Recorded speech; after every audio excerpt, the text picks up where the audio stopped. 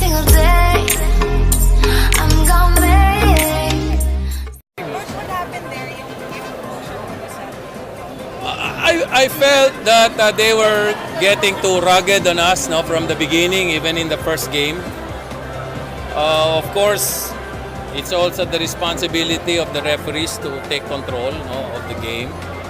And it's also my responsibility to keep my players safe. There's a lot of second motions happening. They're very rugged, as I said. And the coach said he was going to take my ass.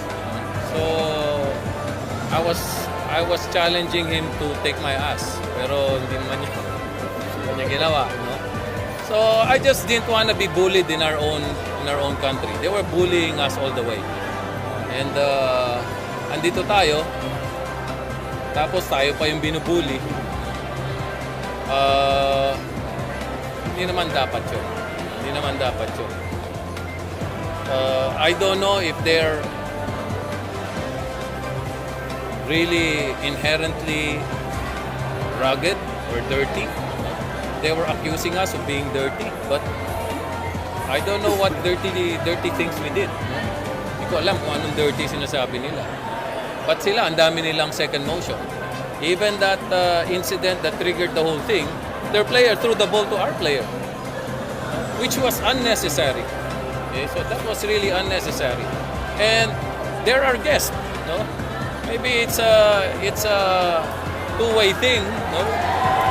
But we did not do anything to them that they did not deserve.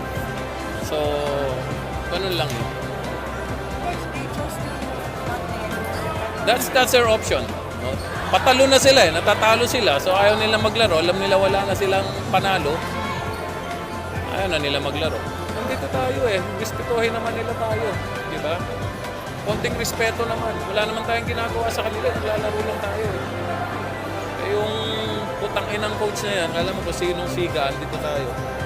Kaya malalaban yung suntukan yung gago na.